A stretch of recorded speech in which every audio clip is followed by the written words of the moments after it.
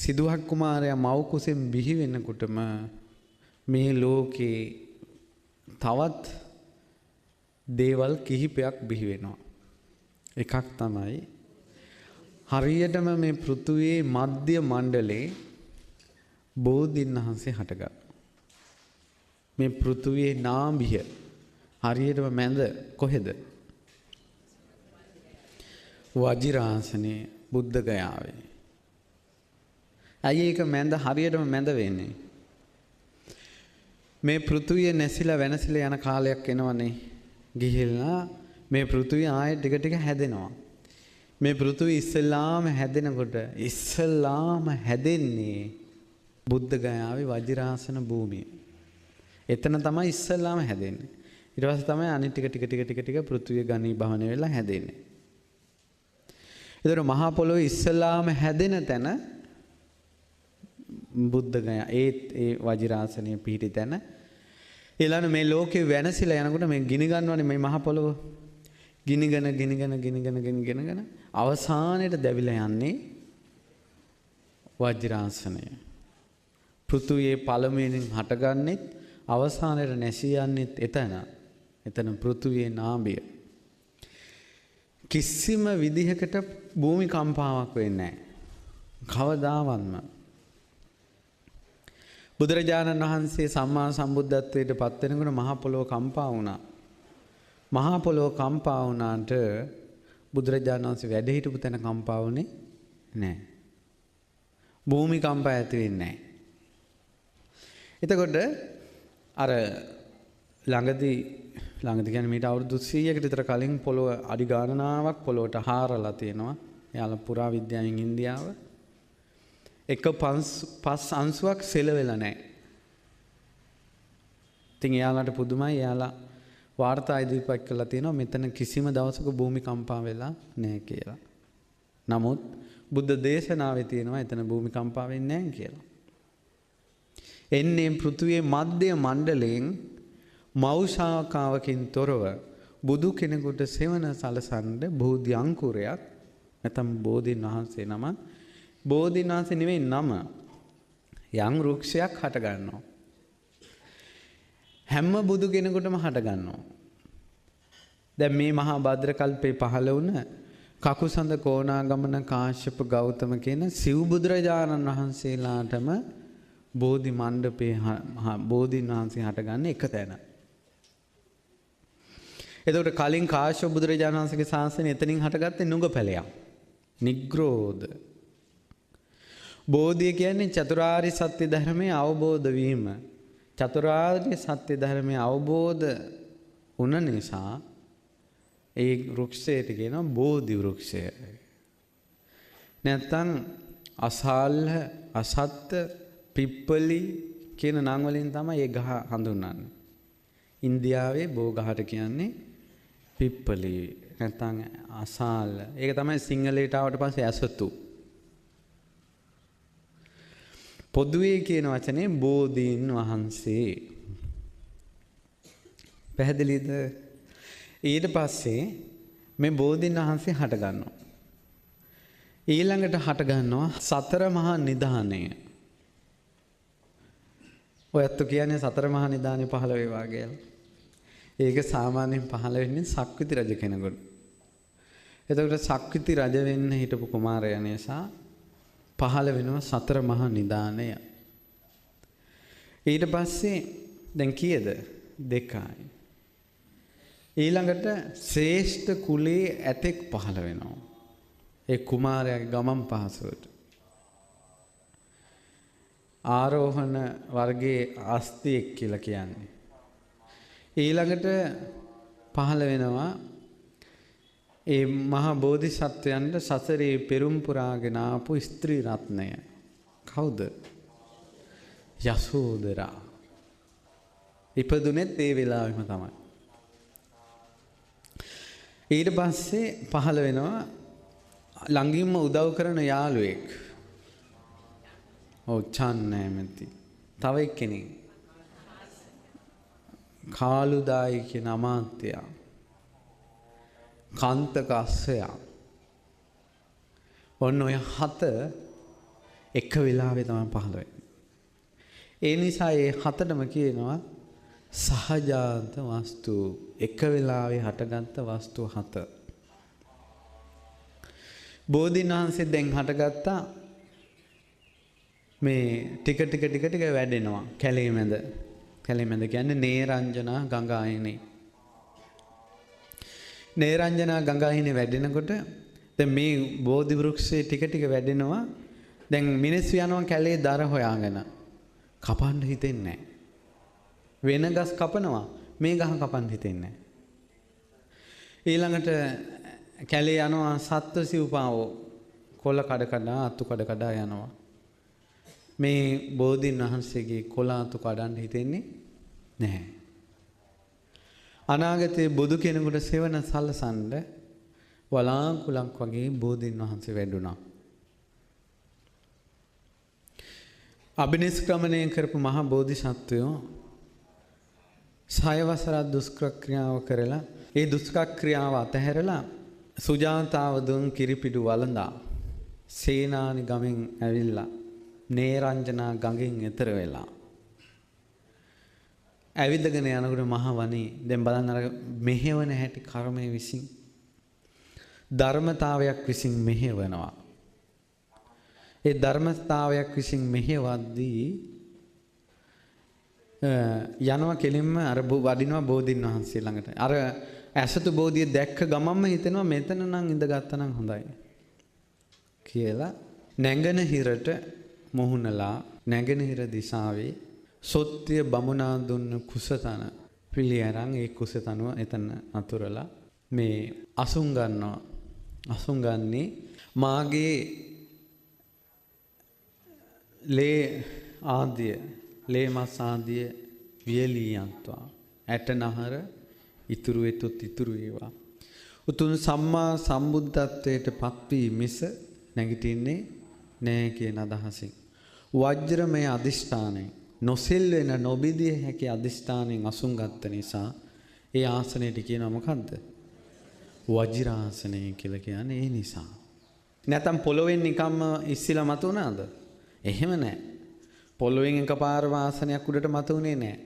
කුසතන අතුරලා වජ්‍රමය අදිෂ්ඨානයෙන් අසුන් ගත්ත නිසා ඒ ආසනයට කියනවා වජිරාසනය කියලා. ඊට පස්සේ උතුම් සම්මා සම්බුද්ධත්වයට පත්වීම පිණිස සිත මෙහෙවනකොට මාරයා දැක්කා.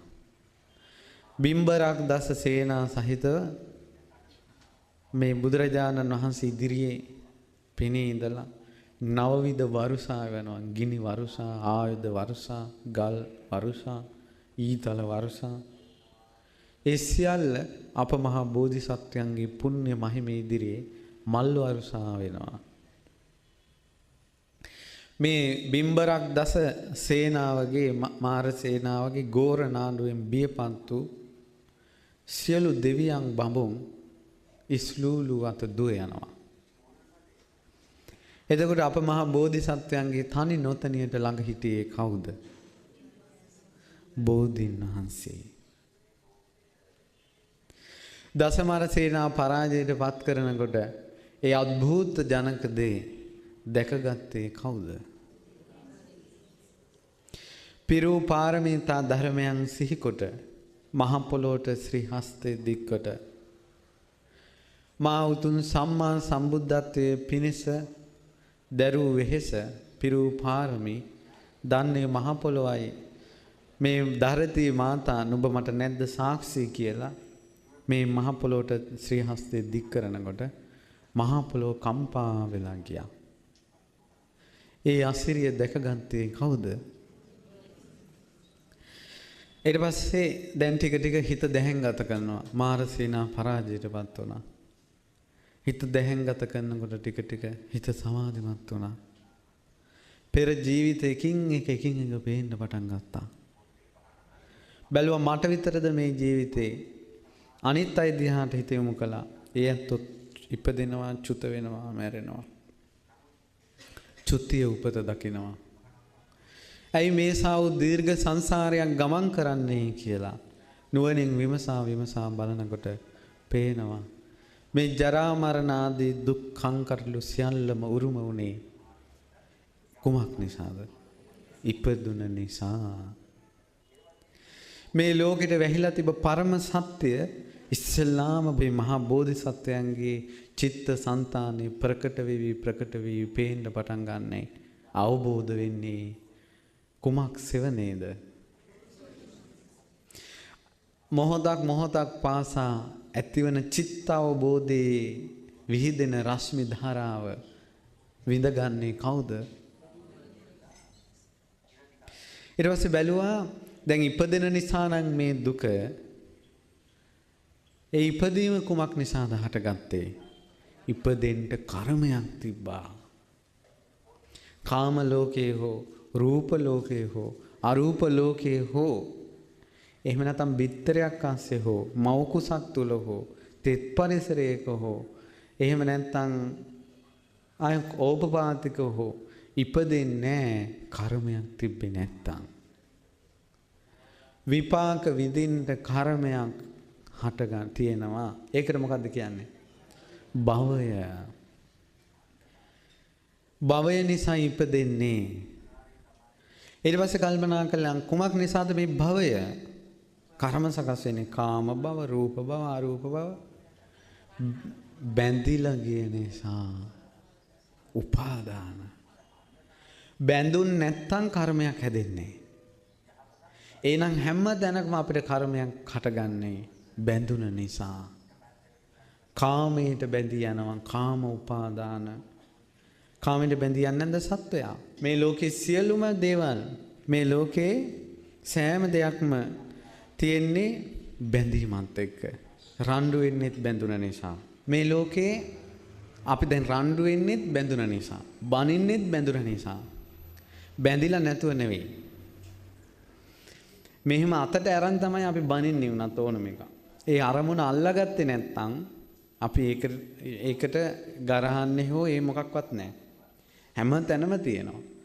දැන් අපේ කැමැත්තෙන් බැඳීම නම් අපිට සාමාන්‍යයෙන් හිතට දැනෙනවනේ. අපි මේකට කැමැති වුණා බැඳුණා කියලා. නමුත් අපිට තේරෙන්නේ අපි අමනාප වෙන්නේ පවා අරමුණ අල්ලාගෙන කියලා. අරමුණ අතෑරියා නම් අමනාප සිතක් කොහොමද හටගන්නේ? ඒ අරමුණ මගේ ආත්මය කියලා අල්ලාගෙන ඉන්නේ අපි. ඒකට කියනවා අත්වාද උපාදාන. ඊළඟට දිට්ඨි උපාදාන, දෘෂ්ටි. හරි පුදුමයි. එක එක්කෙනාට එක එක දෘෂ්ටි තියෙනවා. එක එක අදහස්, එක එක මතවාද. සමහරු කෑම ගැන හිතාගෙන ඉන්නවා. කෑමෙන් කෙනෙක් පිරිසුදු වෙනවා කියලා ඔක්කොම දෘෂ්ටි. ඊළඟට මොකද උපාදාන? සීලබ්බත උපාදාන. සිල් විදිහට එක එක්කෙනා එක එක දේවල් කරනවා. මට ළඟදීන් ස්වාමීන් වහන්සේ නමක් මතක් කළා. ඒ ස්වාමීන් වහන්සේ හිමාලයේ හැම තැනම ඇවිද්දා කියලා දුතාංගයක් විදිහට. ඒ ස්වාමීන් අදහසක් ඒක. ඊළඟට තව සමහරු කඳු තරණය කරනවා. එක එක්කෙනාගේ අදහස්. ඒතර තමන් රකින්න සීලය දෘෂ්ටි වශයෙන් බැඳිලා යනවා ඒ සීලයට. ඒ සීලයට බැඳිලා යන එකට කියනවා සීල වෘතවලට සීලබ්බත උපාදාන කියලා කියනවා. ඒතර කොහොමද කෙටියෙන් අදහසක් ගන්න බැඳුනා නම් කර්ම සකස් වෙනවා. කර්ම සකස් වුණොත් ඉපදෙනවා. ඉපදුන කෙනාට තමයි දුක් ටික තියෙන්නේ. ඉපදුන් නැති කෙනාට නෙවෙයි. මේ බැඳෙන්නේ හෝ මොකක් හෝ වෙන්නේ තෘෂ්ණාව නිසා. දැන් ඉස්සල්ලාම මේ ලෝකෙට වැහිලා තියෙන මේ දුක හට ගන්න පිළිවෙල අවබෝධ වුණේ කුමක් සෙවණේද? අන්න බෝධීන් වහන්සේගේ සෙවණේ. එතකොට තෘෂ්ණාව හට ගන්නවා කාම තණ්හා, භව තණ්හා, විභව තණ්හා. ඇහිමුත් තෘෂ්ණාව හට ගන්නවා. කනිනුත් හට ගන්නවා. නාසයෙන්ුත් හට ගන්නවා. දිවෙනුත් හට ගන්නවා. කයනුත් හට ගන්නවා. හිතෙනුත් හට ගන්නවා. තෘෂ්ණාව මේ හැදෙන කර්මය තෙත් කර කර පෝෂණය දෙන්නේ තෘෂ්ණාවෙන්. ඒතර තණ්හා පච්චය උපාදානං, උපාදාන පච්චය භවෝ, භව පච්චය ජාති, ජාති පච්චය ජරා මරණ ශෝක පරිදේව දුක් දුම්නස්, උපායාස දැකලා නැද්ද? පපුවේ අත්ග ගහ අඬනවා. පොළොවේ පෙරලි අඬනවා දැකලා නැද්ද? දුකක් ආවට පස්සේ බලාගත්වත් ඒ බලාගෙන ඉන්නවා දැකලා නැද්ද? උල්පතකින් වතුර එන්න වගේ ඇස් වලින් කඳුළු රූරා වැටි අඬනවා දැකලා නැද්ද? දුක දරා ගන්න බැරුව බිත්තිවල ඔළුව ගහ ගන්න අය ඉන්නවා. දුක දරා ගන්න බැරුව ඉස හැරුණාතේ යනවා. දුක දරා ගන්න බැරුව නන් දොඩවනවා. දුක දරා ගන්න බැරුව පපුවේ අත් ගහනවා. දුක දරා ගන්න බැරුව පිස්සු හැදෙනවා. මන් දන්න තාත්තා කෙනෙක් හිටියේ. තාත්තා තමන්ගේ පුතාට ආදරේ. පුතාට අවුරුදු තාත්තලා කවුරුත් ආදරේ පුතාලට. අවුරුදු 18ක් විතර වෙනවා ළමයන්ට. දැන් හවස තාත්තා මේ ළඟ තුරුල් කරගෙන ඉන්න ඕනේ නැත්තම් නිින්ද යන්නේ නැහැ පුතාට. ඊට පස්සේ කොණ්ඩේ පීරන්නේ කවන්නේ පොවන්නේ ඔක්කොම තාත්තා. අවුරුදු 18 ළමයාගේ. තරම් ආදරේ. දවසක් තාත්තා ගෙදරින් හිටියා. පුතා කුඹුරේ ගියා. මේ කුඹුරේ ගිහිල්ලා ට්‍රැක්ටර් එක නැගලා කොල්ලොත් එක දැන් කුඹුරු යාය මැදින් එනවා. එනකොට එක තැනකින් ට්‍රැක්ටරේ ගලක් උඩින් ගිහිල්ලා උඩ ගිහිල්ලා විසිලා අර ළමයා ඒ ට්‍රැක්ටරේ ඇතුළටම වැටුණා. ඉතින් ට්‍රැක්ටරේ මේ කොල්ලා උඩින් ගියා. ළමයා මැරුණා. ඒතර ළමයා මැරිච්ච ගමන් අර තාත්තට මේ දැන් ඇවිල්ලා කිව්වා මෙහෙමයි පුතාට කරදරයක් වුණා. කිව්ව ගමන් තාත්තා තඩිස්සි වුණා. ඊට වෙන මොකුත් කතාවක් නැහැ. රේසරේ අරන් බාත්රූම් එකට ගියා. රේසරේ අරන් බාත්රූම් එකට ගිහිල්ලා හොඳට කොණ්ඩේ කතුරයි රේසරේ අරන් කොණ්ඩේ සෝදලා කතුරෙන් කොණ්ඩේ කපලා මේ රේසරෙන් අරන් කොණ්ඩේ හොඳට බාලා තට්ටේ අතට සුදු රෙදි කෑල්ලක් අරන් සුදු රෙදි ඇඳලා පන්සලට යනවා. පන්සලට ගිහිල්ලා හාමුදුරන්ට ඉදිරියේ වැඳ වැටලා කියනවා මම මහාන වෙන්න ආවේ.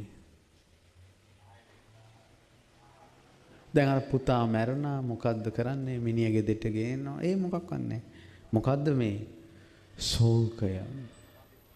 අන්‍ය ස්වභාවයකට හිත පෙරළුණා. සෝකෝ සෝචිතත්තං අන්තෝ සෝකෝ අන්තෝ පරිසෝකෝ ආදේවනා පරිදේවනා ආදේවි තත්තං පරිදේවි තත්තං දුකේ එක එක වචන ඔය. ඒ එක ස්වභාවය. දුක හිතෙනවා. මං ළඟටත් ආවා. ඊට පස්සේ ඔන්න මිනිස්සු කොහොම හරි මේව කරලා මලකම් කටයුතු කළා. ඉතින් කතාවක් නැහැ. කරබාගෙන ඉන්න ඔයා ළඟට වෙලා. ඊට පස්සේ මන් ළඟට ආවේ. පන්සලෙන් මාව මහාන කළේ නැහැ. ඒ නිසා ඔබ වහන්සේ මාව මහාන කරන්න ඕනේ නැත්නම් මම මැරෙනවා. මං කව මට නම් මහාන කරන්න දෙයක් නැහැ. දැන් එහෙනම් තියෙනවා හිත මැරෙන එක. මං කව හැබැයි මැරුණොත් මේ කිසිම දෙයක් පේන්නේ නැහැ. දැන් හිස හැරුණාතේ ගියොත් කොයි හරි සෑයක් තියෙනවා. බෝධින්වහන්සේ නමක් ඉන්නවා. කතා කරන්න කෙනෙක් ඉන්නවා.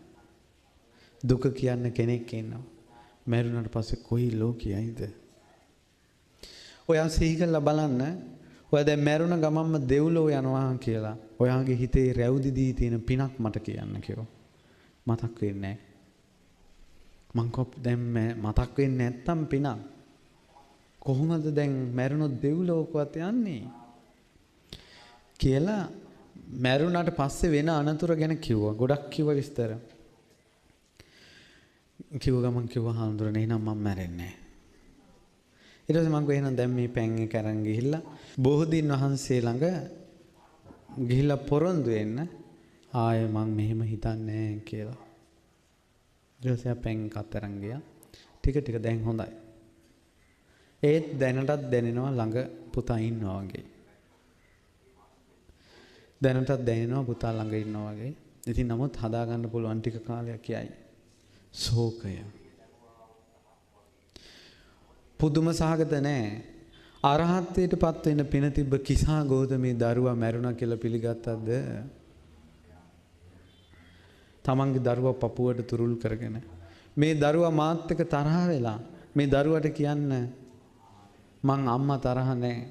කිරි නොබී ඉන්න එපා අම්මට දුක හිතෙනවා කියලා මේ දරුවට කියන්න කියලා පපුවේ තුරුල් කරගෙන ගිය මේ කෙල්ල අද කාලේ කෙල්ලන්ටත් වැඩිය මෝඩ නැද්ද? ඒත් හිත ඇතුලේ තියෙන පුණ්‍ය සංස්කාරය. ප්‍රඥාව උපදින එක. බුදු කෙනෙකුට ඒවා පේන්නේ. ශෝකය.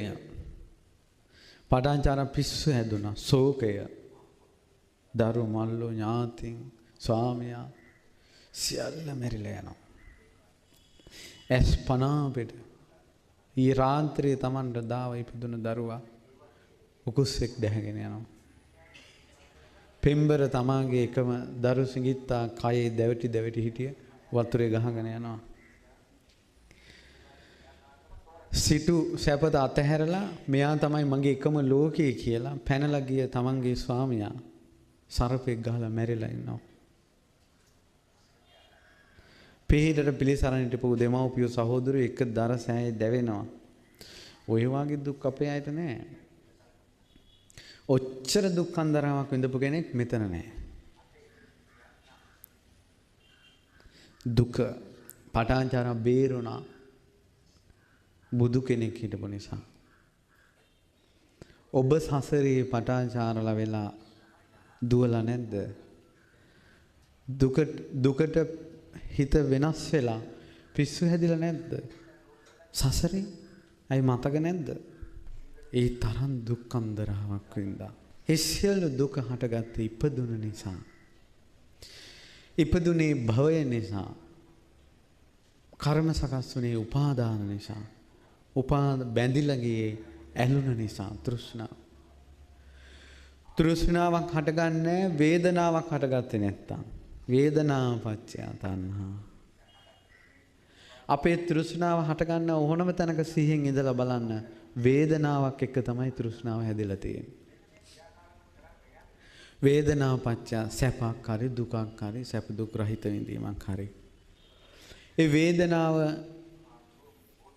හටගත්තේ ස්පර්ශය නිසා. ඇසයි රූපයි විඥානයයි තින්නම් සංගති පස්සෝ එකතු වීම ස්පර්ශය. ස්පර්ශ වුණ ගමන් සැපක් හරි දුකක් හරි වේදනාවක් එනවා. කනෙන් ශබ්දයක් ස්පර්ශ වුණ ගමන් නාසයෙන් ගඳ සුවඳක් ස්පර්ශ වුණ ගමන් ස්පර්ශයත් එක්කයි එන්නේ මේක වේදනාව. දැන් ඔබ වහන් සංකල ගලවලා ආවනේ අතන. තමන්ගේ බාට දෙක හරි සපත් දෙක හරි මොකක් හරි ගලවලා ආවා. ඕක ඔබ හවසට යනකොට නෑ ගලවලා එනකොටම ඔන්න කවුරු හරි ඔක හොරෙන් ගත්තා කියමුකෝ. ගන්න නෑනේ එහෙම කවුරුත්. උදාහරණයක් කියන්නේ. ඔන්න ඕක ගත්තා. ඊට පස්සේ දැන් ගලවලා තියලා මෙහෙට එනකොටම ගත්තේ. ඒතරොන්න දැනුත් ඔබ දන්නේ ගානක් තියෙනවද? නැහැ. ඊට පස්සේ දැන් හවස ගිහිල්ලා බලනකොට තමයි නැත්තේ. අන්න ස්පර්ශ වුණා. අන්න ඒ වෙලාවේ ඉඳලා පටන් ගන්නවා. මුන් බනහන්න ඇවිල්ලා දෙනවද ටික කියලා බනිනවා. දැන් සැපසහගත වේදනාවක්ද දුක්සහගත වේදනාවක්? වේගනේ. ස්පර්ශ වෙච්ච නිසා. නමුත් දැනුත් සපත් දෙක නැහැ. උපමාවක් කිව්වේ. එතකොට දැනුත් නැහැ. ඊට පස්සේ නමුත් දැන් එක දැනෙන්නේ නැහැ. අදාළ දේ ස්පර්ශ නොවිච්ච නිසා. දැන් සමහර වෙලාවට ඔබට බනින්න කවුරු හරි ඇවිල්ලා ඉන්නවා. දැන් එයා එනකොට ඔයාලා බන අහනවා. දැන් කල්පනා කරගෙන ඉන්නවා. දැන් බන ඉවරෙච්ච ගමන් මම හොඳ වෙන දෙයක් කියන්නම්. අර ඉන්නේ මම බලන් ගන්නම්කෝ. කියලා දැන් හිතෙන් හිතා ඉන්නේ. ඒතර එයා දැන් බනින්න සූදානමින් ඉන්නවා. ඒතර මෙයාත් ඉන්නවා. මෙයාත් ඔන්න ටික පිටිපස්සේ බලනකොට ඈත අර එක්කිනා දැකලා අක්කා කියලා මෙන් hina වෙනවා. ඒතර අරයත් hina වෙනවා හිටපන්කෝ කියලා. ඒතර තාම දැන් ඔන්න නැහැ. දැන් ඔන්න ධර්ම දේශනා ඉවරෙච්ච ගමන්ම මේ කතා කළා වරෙන් උඹ මොකද්ද මේ කියලා තියෙන්නේ කියලා බැනගෙන අන්න දුක හට ගන්නවා. එහෙනම් කුමක් නිසාද මේ තෘෂ්ණාව වේදනාව හටගන්නේ? ස්පර්ශය නිසා. කනක් නැත්තම්, නාසයක් නැත්තම්, දිවක් නැත්තම්, කයක් නැත්තම්, හිතක් නැත්තම් ස්පර්ශය හටගනීද? සලායතන පච්චයා පස්සෝ පස්ස පච්චයා කියන්න බලන්න හොඳට හඬ නගලා කියන්න. සලායතන පච්චයා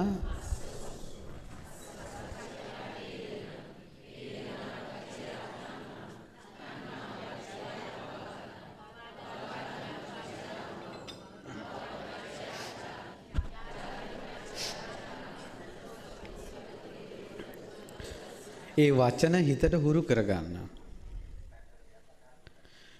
යම් දවසක මාර්ගඵල ලබනවා නම් ඔය පිළිබඳ අවබෝධය ඕන. ධර්මය අවබෝධ කරනවා කියන එක මේ සැහැල්ලු දෙයක් නෙවෙයි. අඩුම ධර්මයේ වචනවලට හරි හුරු කරගෙන තියාගන්න.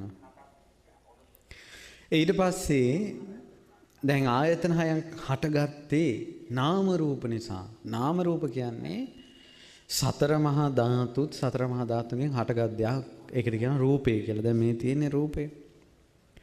මේකත් එක්ක එකතු වෙනවා වේදනා සංඥා චේතනා පස්ස මනසිකාර. කියන්න බලන්න. වේදනා සංඥා චේතනා පස්ස මනසිකාර. ආයසරයක් කියන්න බලන්න. වේදනා සංඥා චේතනා පස්ස මනසිකාර. වේදනාව කියන්නේ සැප දුක් රහිත වේදනාව. සංඥා කියන්නේ රූප ශබ්ද ගන්ධ රස ආදී හඳුනා ගන්න එකට. චේතනා කියන්නේ රූප ශබ්ද ගන්ධ රස ආදී ගැන චේතනා පහළ කරන එකට. ඊළඟට පස්ස කියන්නේ ස්පර්ශය. ඊළඟට මානසිකාරය කියන්නේ ඒ ගැන අවධානයක් තියෙනවා. ඔන්න ඔය පහයි සතර මහා ධාතු එකතු වෙච්ච තැන ඇහැක් හට ගන්නවා. ඒ පහ එකතු වෙච්ච තැන තමයි හටගන්නේ. කන හටගන්නෙත් එතන. කනට අදාළ ශබ්දයන් වේදනා චේතනා ආදී පහළ නොවන තාක්කල් කනේ ක්‍රියාකාරීත්වයක් නැහැ. පැහැදිලිද? එහෙනම් ඒව එකතු නාම රූප නිසා ආයතනය හටගන්නේ. නාම රූපවල පැවැත්මක් තියෙන්නේ විඥානේ නිසා. දැන් අපේ කයේ විඥානේ බැසගත්තේ නැත්නම් මේ ඇස කන නාස ආදී මේ කයක් වැඩෙයිද? ක්‍රියාත්මක වෙයිද? එහෙනම් මැරිලා යනවා. මේ කයක් මෙහෙම මේ සසරේ යන ගමන් මේ පැවැත්මක් තියෙන්නේ විඥානේ නාම රූපේ බැසගත්ත නිසා. මේ ඇඟෙන් විඥානේ පහ වුණාට පස්සේ මේක දරකඩක් වගේ කුණු වෙලා යනවා. එතකොට විඥාන පත්‍යා නාම රූපං නාම රූප පත්‍යා සලආයතන සලආයතන පත්‍යා පස්සෝ පස්ස පත්‍යා වේදනා වේදනා පත්‍යා තණ්හා තණ්හා පත්‍යා උපාදාන උපාදාන පත්‍යා භව භව පත්‍යා ජාති ජාති පත්‍යා ජරා මරණං ශෝක පරිදේව දුක්ඛ දෝමනස්ස උපායාස හට ගන්නවා. ඒව මේ තස්ස කේවලස්ස දුක්ඛ කන්දස්ස සමුදය. ඔන්න ඔය විදිහට තමයි මේ දුක් කන්දරාව හටගන්නේ. ඒතර විඥානයක් කියන එකක් තියෙන්නේ අවිද්‍යා සහගත සංස්කාර නිසා. කාය සංස්කාර, වචී සංස්කාර, චිත්ත සංස්කාර. ඊට පස්සේ කාය සංස්කාර කියන්නේ ආස්වාස ප්‍රාස්වාසය. වචී සංස්කාර කියන්නේ විතක්ක ਵਿਚාර. චිත්ත සංස්කාර කියලා කියන්නේ සංඥාවේ ඔන්න ওই ටික තියෙන තැන විඥානේ තියෙනවා. මේ ඔක්කොම තියෙන්නේ චතුරාර්ය සත්‍ය අවබෝධයක් තුලද චතුරාර්ය සත්‍ය අවබෝධ නැතුවද? චතුරාර්ය සත්‍ය අවබෝධ නොවීමට කියනවා අවිද්‍යාවන් කියලා. අන්න අවිද්‍යා පච්චයා සංඛාරා සංඛාර පච්චයා විඥාන විඥාන පච්චයා නාම රූප නාම රූප පච්චයා සලආයතන සලආයතන පච්චයා පස්සෝ පස්ස පච්චයා වේදනා වේදනා පච්චයා තණ්හා තණ්හා පච්චයා උපාදාන උපාදාන පච්චයා භව භව පච්චයා ජාති ජාති පච්චයා ජරා මරණං ශෝක පරිදේව දුක්ඛ දෝමනස්ස උපායාස සම්භවಂತಿ.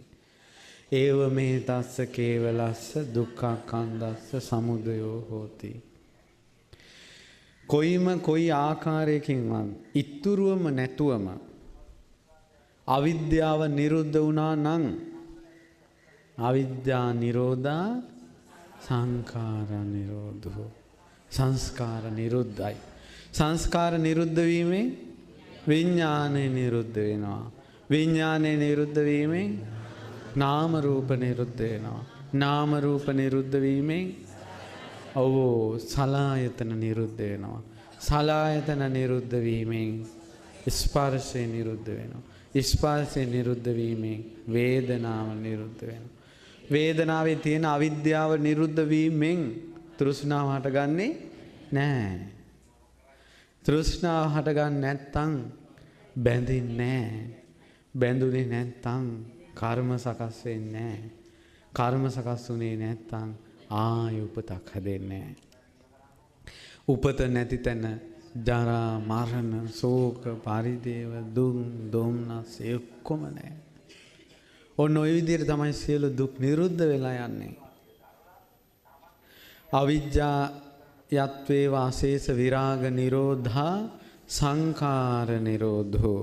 සංඛාර නිරෝධා විඥාන නිරෝධෝ. විඥාන නිරෝධා නාම රූප නිරෝධෝ.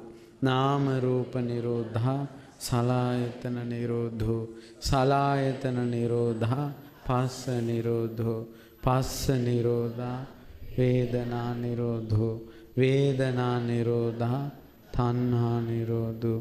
තණ්හා නිරෝධා උපාදාන නිරෝධෝ. උපාදාන නිරෝධා භව නිරෝධෝ. භව නිරෝධා ජාති නිරෝධෝ. ජාති නිරෝධා ජරා මරණං ශෝක පරිදේව දුක්ඛ දෝමනස්ස උපාය නිරුද්ධಂತಿ. ඒව මේ තස්ස කේවලස්ස දුක්ඛක්ඛන්දස්ස නිරෝධෝ හෝති. ඒතර මේ සියල්ලම අවබෝධ වෙන්නේ ජයශ්‍රී මහා බෝධිසෙවණේ. උන්වහන්සේගේ හිත නිකලෙස් වෙලා ගියා. මහා පොළොව සලිත වෙනවා. උන්වහන්සේ කල්පනා කළා අනේක ಜಾති සංසාරං නොයේ ಜಾතිවල නොයේ ජීවිතවල අනේක ಜಾති සංසාරං සන්දා විස්සං අනිබ්බිසං කෙලවරක් නැතුව ඇවිදගෙන ගියා. කෙලවරක් නැහැ. අපිත් මේ මනුස්ස ජීවිතේ ඉපදෙන පළවෙනි වතාවත් අවසාන වතාවත් නෙවෙයි. තිරිසන් ලෝකවල, പ്രേත ලෝකවල කොයිතරම් සර්පය වෙලා අපි බඩ ගාගෙන ගියාද? මිනිස්සුන්ගේ ඇඟවල් වල අපි පණුව වෙලා කොච්චර ඉපදුනාද? කුණු වෙච්ච මිනිවල සීරු ගණන් පණුව වෙලා අපි කොච්චර ඉපදුනාද? මිනිස්සුන්ගේ සත්තුන්ගේ කැලි කසලවල අසූචි වල පණුව වෙලා අපි කොච්චර ඉපදුනාද? කෙලවරක් නැතුව ඉපදුනා. പ്രേත ලෝකවල නිරේ වැඩිම හරියක් නිරේ ඉඳලා තියෙන කවුරුන්? පෙරම් පුරණ මහා බෝධිසත්වයෝ සත්ව සිව්පාව වෙලා ඉපදිලා කියලා අහලා නැද්ද? පෙරම් සත්ව සිව්පාව වෙලා තිරිසන් ලෝකෙ ඉපදෙන්නේ කුසල් මුල් වෙලාද අකුසල් මුල් වෙලාද? පෙරම් පුරණ මහා බෝධිසත්වයෝ තිරිසන් ලෝකෙ වැටුණා නම් මොකද්ද? කෙලවරක් නැතුව සසරේ පුදුනා සන්දා විස්සං අනිබ්බිසං ගහකාරකං ගවේ සන්තෝ දුක්ඛා ජාති පුනම් පුන. නැවත දුක හදලා දෙන මේ ගේ හදන වඩුවා මං හිව්වා. ගහකාරකං ගවේ සන්තෝ දුක්ඛා ජාති පුනම් පුන. මං හොයා ගියේ කවුද මේ දුක හදන්නේ කියලා. ගහකාරක දිට්ටෝසි මං දැක්කා ගහකාරක ගේ හදන එක්කෙනා. පුන ගේහං න කාහසි ආයෙනම් මං උඹට ගෙවල් හදන්න දෙන්නේ. සබ්බා තේපා සුඛා බග්ගා මං පරාල ඔක්කොම ගලවලා දැම්මා. ඒ දුක නැමැති ගේ. මොනවද පරාල? ජාති භව තේරුණානේ? උපාදාන තෘෂ්ණා වේදනා සලායතන ස්පර්ශ නාම රූප විඥාන ආදී පරාල ඔක්කොම මං ගලවලා දැම්මා. ඊළඟට සබ්බාතේ පහසුකා බග්ග ගහකූටන් විසංකේ. අර කැණි මණ්ඩල සුණු විසුණු කළා දැම්මා. මොකද්ද කැණි මණ්ඩල? මේ ඔක්කොම පටන් ගන්න කොතනින්ද? අවිද්‍යාවෙන්. ඒ අවිද්‍යාව සුණු විසුණු කරලා දැම්මා. ගහකූටන් විසංකාරගතං චින්තා.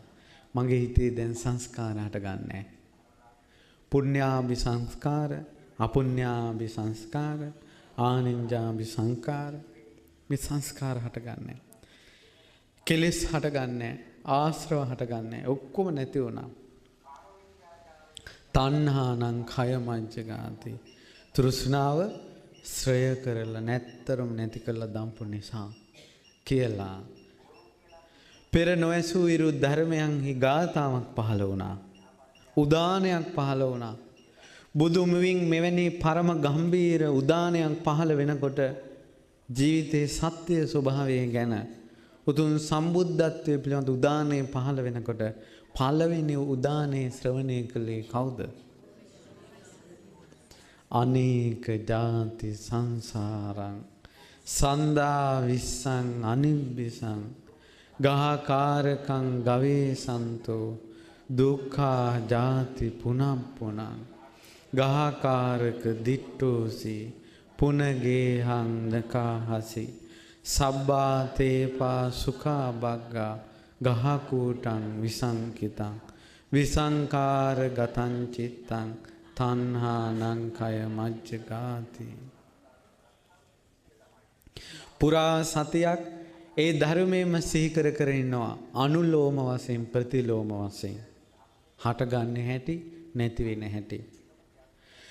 මේ ධර්මයේ සතිස් කෝටි සිය දහස් වාරයක් මෙනෙහි කර කර ඉන්නකොට බුදුරජාණන් වහන්සේගේ උතුම් සම්බුද්ධත්වයේ විඳගන්න ශ්‍රියාවට සෙවන සැලසුවේ කවුද?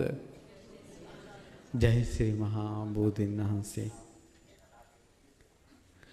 උන්වහන්සේ සම්මා සම්බුද්ධත්වයට පත් වෙලා පුරා සතියක් වැඩ ඉඳලා බෝසෙවෙනේ නැගිට්ටා.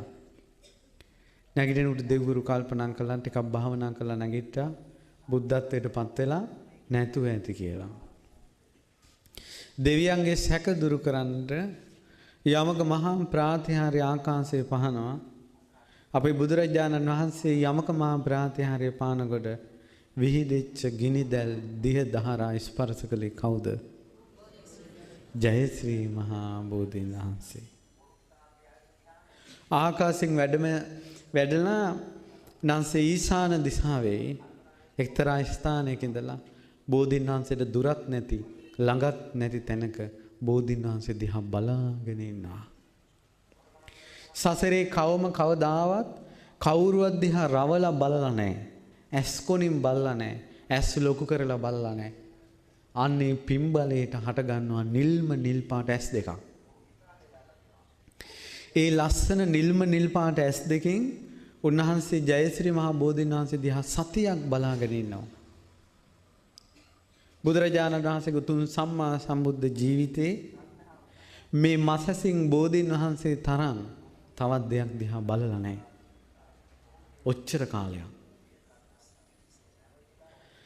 කෘතගුණ සැලකීම පිණිසත් 5000ක් කල් බුද්ධ ශාසනයේ පවතින තුරු බුදුරජාණන් වහන්සේගේ ශ්‍රාවක භික්ෂු භික්ෂුණී උපාසක උපාසිකාන් කියන සිව්වණක් පිරිසට සිත සලසන්න උතුම් බුද්ධානුභාවය බුදු වෙලා දෙවෙනි සතියේම බෝධීන් වහන්සේ තුල ගැප් කළා.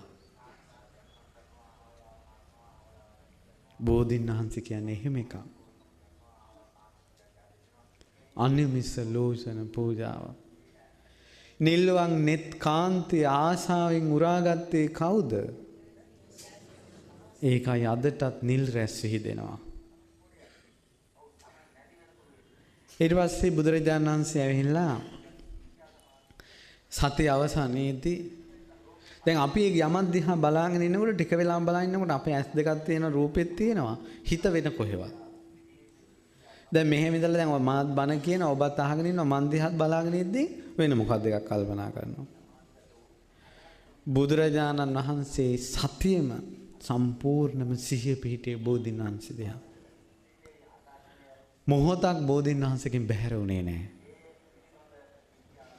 ඒකයි ජයසිරි මහ බෝධීන් වහන්සේ නමක් කියන්නේ සුළුපටු නැහැ.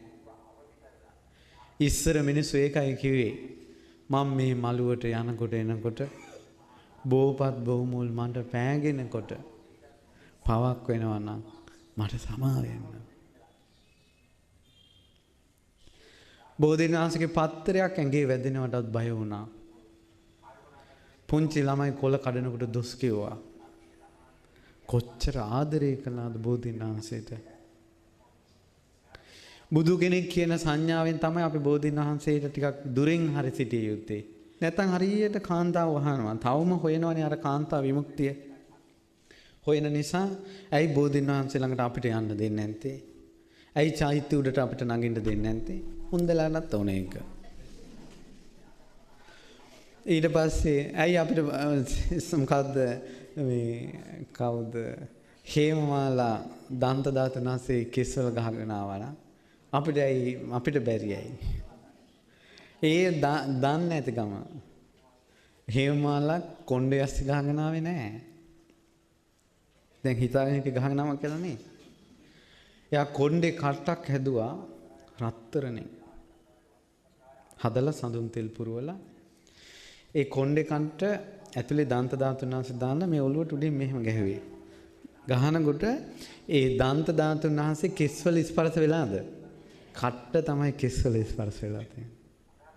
සිරස මුදුනේ තියාගෙන ඉන්න කරඬුවක් වගේ දන්ත ධාතුන් වහන්සේ වැඩම. අපේ උන්දලා දාන්න. ඉතින් ඒ නිසා කියනවා අපිටත් රින් ගන්න ඕන බෝධිආසයට. ඉතින් මැදයි ඔය දුර ඉඳලා වැන්දම ඒක ස්ත්‍රී ජීවිතේ යන් තියෙන දෝෂයක්. ස්ත්‍රී ජීවිතය කියන්නේ පිනක විපාකයක් නෙවෙයි. පිරිමියට ඕන තරම් ගිහිල්ලා බෝධීන් වහන්සේලා ස්පර්ශ කරලා වඩම්මගෙන ධාතුන් වහන්සේලා ස්පර්ශ කරලා වඩම්මගෙන ඒක තියෙනවා. ඒක පිරිමි ජීවිතේ නැමැති පුණ්‍ය සංස්කාරයේ විපාකයක්. ඒක තේරුම් ගන්න ඕන. ඊට පස්සේ බුදුරජාණන් වහන්සේ තුන්වෙනි සතියේ ඒ බෝධි මූලයේ ළඟ සක්මන් කළා. අදටත් ඒ සක්මන තියෙනවා. සක්මන් කරන අපගේ මොනිදුගේ සක්මන් මළුවට පවන් සැලුවේ කවුද? බෝධීන් වහන්සේ. උන්වහන්සේ බෝධීන් වහන්සේ සෙවණේ සක්මන් කරනකොට බෝවතු සෙලවෙනවා. සිලිසිලි ගාලා. ওই බෝමලුවක අසුංගන ඇස් දෙක පියාගෙන ඉන්නකොට හොඳටම දැනෙනවා ඒ බෝපත් ගැටෙන හඬ මේ ලෝකයේ අනිත් සෑම හඬකින්ම වෙනස්. සිලිසිලිගා බෝධීන් වහන්සේගේ පත් සෙලවෙන එක ශාන්තියක්. ඊට පස්සේ මේ විදිහට බුදුරජාණන් වහන්සේගේ අසිරිය දැකගත් බෝධීන් වහන්සේ විරාජමානව වැඩ හිටියා. බුදුරජාණන් වහන්සේගේ බෝධීන් වහන්සේට ගොඩක් අය වන්දනමාන කළා. බුදුරජාණන් වහන්සේ බුද්ධත්වයට පත් වුණේ මෙතනයි කියලා ආරංචි වෙලා බුදුරජාණන් වහන්සේගෙන් ධර්මය අහපු අම්මා කෙනෙකුයි තාත්තා කෙනෙකුයි ඒ බෝධීන් වහන්සේගේ කඳෙන් වැටුණ පොත්තක් අරන් ඇවිල්ලා ගෙදරක මංජුසාවක දාලා හැමදාම පොයට පිරිත් කියනවා. බුද්ධ කාලේ. බුදුරජාණන් වහන්සේ වැඩ ඉන්න කාලේ. මේ දෙන්නට ළමයෙක් ලැබුණා. ඒ පුංචි දරුවත් දැන් තියාගෙන තමයි පිරිත් කියන්නේ. ඉතින් පොඩි කොල්ලා බලාගෙන ඉන්නා මේක දිහා. ඒ ළමයාට අවුරුදු 7ක් වුණ තැන අර අම්මයි තාත්තයි ආයෙත් පොය දවසක අර බෝධි කඳේ අර කොටස ළඟ තියාගෙන වැඳ වැඳ ඉන්නවා. ඒක දිහා බලාගෙන හිටපු දරුවට පෙර ජීවිත පේන්න පටන් ගත්තා. මෙයාට පේනවා කලින් සසරේ ජීවිතයක තාපසීන් වහන්සේ නමක් වෙලා මෙයා බුදුවරුන්ට උපහාර පිණිස කියලා වැලි වලින් චෛත්‍යයක් හදලා වැඳ හිටපු එකක්. ඒතර මෙයාට තේරෙනවා මාත් කලින් ස්තූප හදලා වැඳනේ කියලා හිතෙනකොටම චිත්ත ප්‍රීතියක් ඇති වුණා අර පුංචි ළමයාට. ඇඟ සිසිල් වෙලා ගියා ප්‍රීතියෙන්.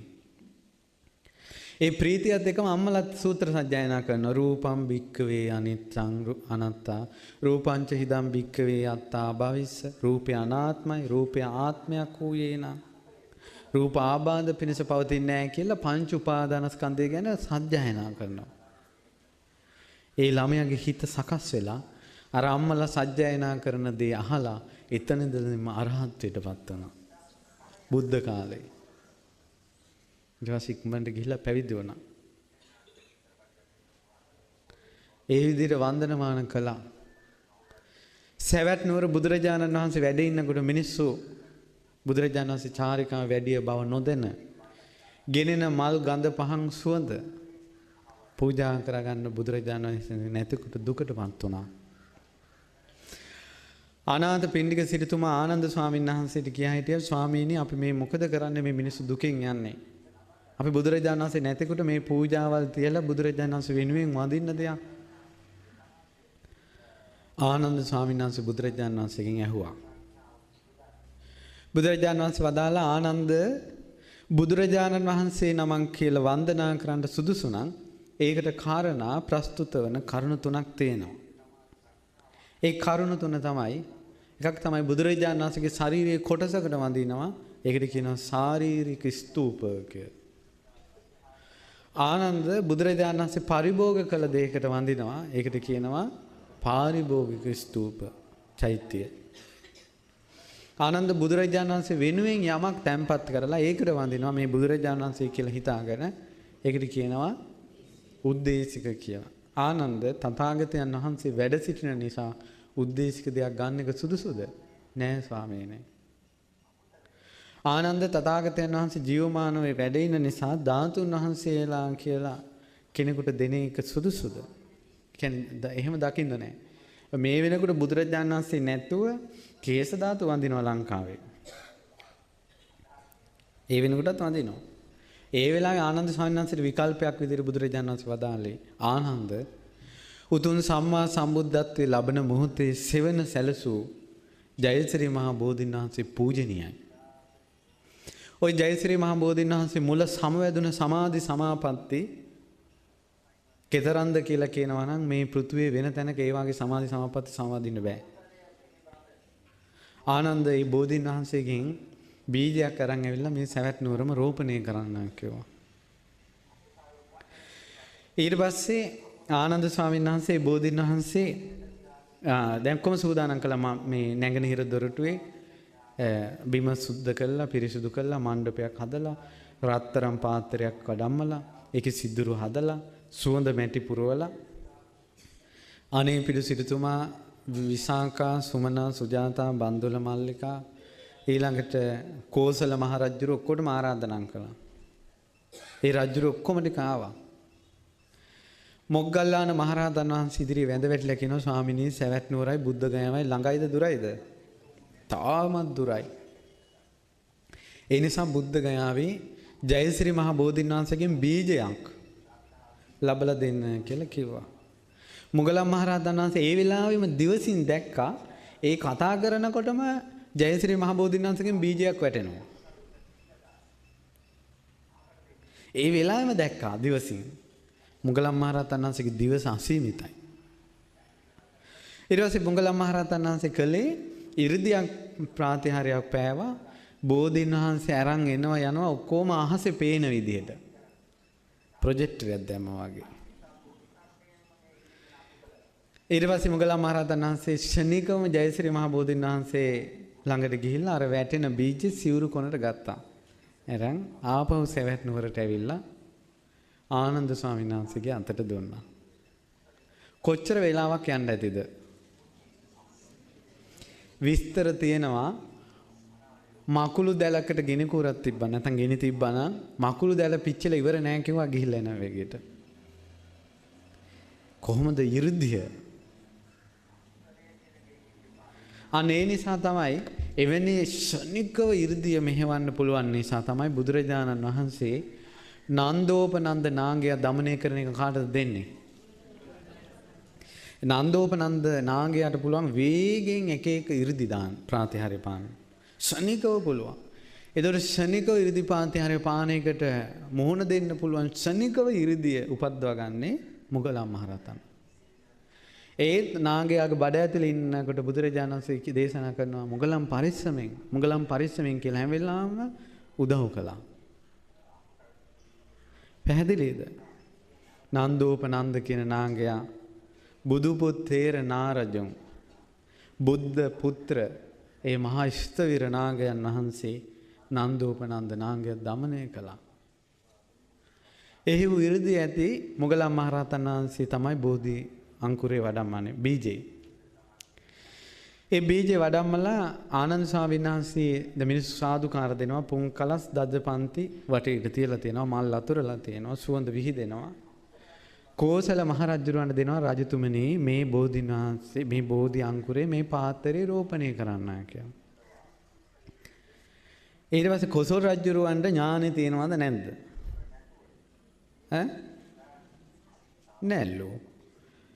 ඔයාලට ඥානෙ තියෙනවා වගේ. කොසල් රජුරන් හොඳට ඥානෙ තියෙනවා. කොසල් රජුරෝ කල්පනා කළා මම මේ බෝධින් වහන්සේ රෝපණය කළොත් ඉදිරියට එන මට තරහා සතුරු රජවරු මේක කොසල් රජුරෝ හැදුවේ කියලා මේක කපලා දාන්න බලෝ. දැන් මමයි මෙතන කෙරුමා මමයි කරන්න ඕනේ මමයි කියලා අර ඉස්සරහට එන කැමැත්ත තිබ්බනම් එයා හදනව නේද? අයි මමයි මේක හැදුවේ. හරියට දඟලනව නේද ඉස්සරහට යන්න? ඒ වගේ අසනීපයක් තියෙනව නේද? ඒ අසනීපේ තියෙනකොට ඥානෙ නැහැ. දැන් රජුරවන්න ඥානෙ උපදිනකොට අසනීපේ සුවයි. රජුරෝ කිව්වා අනේ ආනන්ද ස්වාමීන් වහන්සේ මේ අපේ අනේ පිඩු සිටුතුමා ගොඩාක් දෙනාට ප්‍රියමනාපයි. ඒ නිසා අනේ පිඩු සිටුතුමාට දෙමු කිව්වා. ඉතින් අනේ පිඩු සිටුතුමාට දුන්නා. අනේ පිඩු සිටුතුමා පාත්‍රය රෝපණය කරන්න මෙහෙම පාත් වෙනකොටම අතින් වැටුණා. ඒ බෝධි බීජේ පාත්‍රයට නිකම්ම වැටුණා. වැටිච්ච ගමන් දහස් ගණන් දෙනා බලාගෙන ඉඳිද්දී අර බෝධි බීජය පිහිටලා අර සඳුන් කල්කේ මැටිවල එහෙම රියම් 50ක් කුසට බෝධීන් වහන්සේ බලාගෙන ඉඳින් හැදුණා. මේක සත්‍ය දෙයක්. අතුපන්ති 5ක් හතර පැත්තට මේ 4ක් බෙදිලා ගියා. ශාඛා 5ක බෝධි වෘක්ෂයක් හැදුණා. ඒ බෝධි වෘක්ෂය අදටත් තියෙනවා. ඒ විදිහටම. ඒ බෝධීන් වහන්සේ අදටත් තියෙනවා. මොකක්ද ඒ බෝධිය? ආනන්ද ස්වාමීන් වහන්සේ රෝපණය කළ නිසා මිනිස්සු කිව්වා ආනන්දගේ බෝධිය. බෝධීන් වහන්සේ දකින වාරයක් පාසා මිනිස්සුන්ට සතුටක් ආනන්දයක් ඇති වුණ නිසා ආනන්ද කියලා කිව්වා. ඉතින් බුදුරජාණන් වහන්සේට උපස්ථාන කරනවා. උපස්ථාන කළා ලද විවේකයකින් බෝධීන් වහන්සේ අතුපතු ගාලා එතන තමයි භාවනා කරන්නේ. ද රාත්‍රියේ සිද්ධියක් වුණා බෝධීන් වහන්සේ ඉරිදීන් වැඩිච්ච දවසේ රෑ බුදුරජාණන් වහන්සේ චාරිකාය වැඩලා වැඩියා. බුදුරජාණන් වහන්සේගෙන් ඉල්ලා හිටිනවා ස්වාමිනී භාග්‍යතුන් වහන්සේ අසිරිමත් ලෙස බෝධීන් වහන්සේ හටගත්තා. මේ බෝධීන් වහන්සේ පූජනීය කිරීමට බුද්ධ ගයාවේ වජිරාසනයේ මත සමවැදුන සමාධි සමාපatti වලට සමවදිමින් භාග්‍යතුන් වහන්සේ වැඩ සිටින සීක්වා කියලා. බුදුරජාණන් වහන්සේ අහනවා ආනන්ද තථාගතයන් වහන්සේ සමවැදුන සමාධි සමාපatti ජයශ්‍රී මහ බෝසෙවණේ වෙන පෘථුවියේ කොහෙටවත් ඒක දරා ගන්න බෑ. එහෙනම් ස්වාමීනි මේ භූමියට දරා ගන්න පුළුවන් විදිහට සමාධි සමාපatti වලට සංවදින සීක්වා කියලා ආරාධනා කළා. අපි බුදුරජාණන් වහන්සේ ද රාත්‍රිය 5 වෙනතුරු ආනන්ද බෝධිසෙවණේ සමාපatti සුවයෙන් වැඩ හිටියා. ඒකයි. දැන් දඹදිව ගියායට කොච්චර ආනන්ද බෝධියට සිවුරු පූජා කළා මල් පූජා කළා වැන්දද? ඊට පස්සේ දැන් ආනන්ද බෝධියට උපස්ථාන කරන නිසා ස්වාමීන් වහන්සේලා අතර කසුකුසුවක් ගියා. මේ ඇත්තටම වෙන වැඩ නැද්ද අප්පා මේ ආනන්ද හඳුරන්න.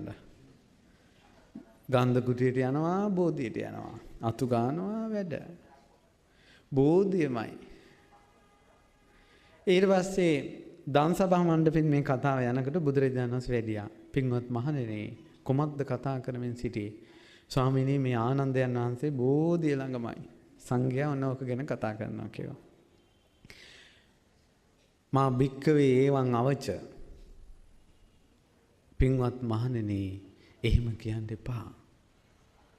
ඔය ආනන්ද බෝධීන් වහන්සේලාට උපස්ථාන කරන එක ආනන්දගේ සසර පුරුද්දක්.